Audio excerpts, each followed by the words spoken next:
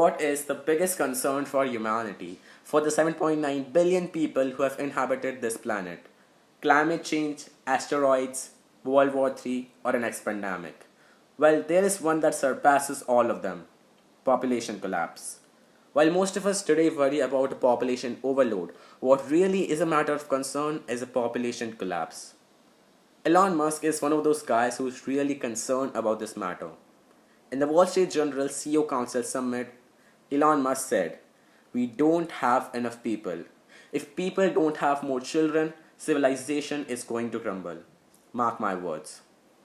Elon preaches what he prays and as a result has 6 kids so far. But this seems quite contradictory when today we hear about food shortage, water scarcity, and lack of resources. And the image gets scarier when we think of more people inhabiting the earth. And in that case, how can population collapse be a matter of concern? Hey everyone, this is Daksh and welcome to Credo. And today we'll be discussing the causes and the consequences of a population collapse. Let's get right into it.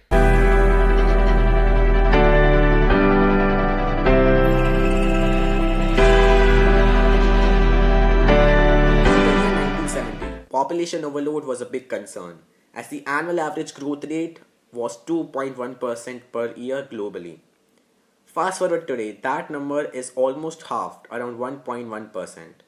And as per future projections, it's expected that by the end of the century, the population will virtually stop growing after it would have reached 11 billion. The reason for this expected population collapse is the fall in fertility rates. In the year 1950, there were 5 children for 1 woman on average globally. By 2022, that number is below 2.5.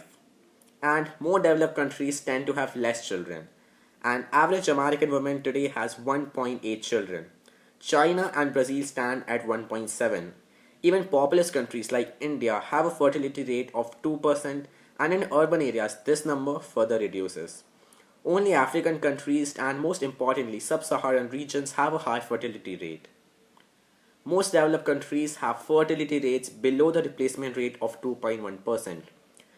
It basically means that we need 2.1 children per woman to neutralize the deaths and keep the population stable.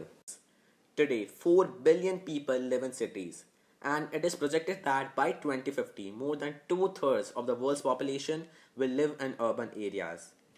As urbanization grew and people started migrating to cities, fertility rates saw a decline. Today we live in nuclear families and parents prefer to have less kids. Now let us look at the consequences of a potential population collapse. Less people means less demand for goods and services like restaurants and shops, which means less infrastructure and a decline in the economic growth. Military strength will be affected. And the worst part is only a small part of the population will make up for the working age, and there could be a big imbalance of labor shortage. The government would have to raise the taxes heavily to meet its requirement, as only a small share of population would be able to pay the income tax. The elderly people will make up a big share of the population and there won't be enough people to take care of them. In Japan, robots are being established in old age homes to take care of the aged people. The condition has got so worse that Japan is now paying its citizens $100,000 yen, or in today's days $739 to have a baby. China is the most populous country in the world, but low birth rates still raises a concern for them.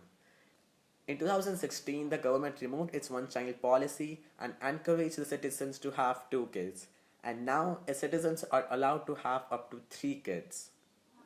Today, young parents want to give their child a good life and, as a matter of fact, have less kids. Will there surely be a population collapse, or it is just a possibility for now? The future holds answer to many such questions. But for now, hit that like button and make sure to subscribe so you don't miss any of our videos. I'll see you in the next one.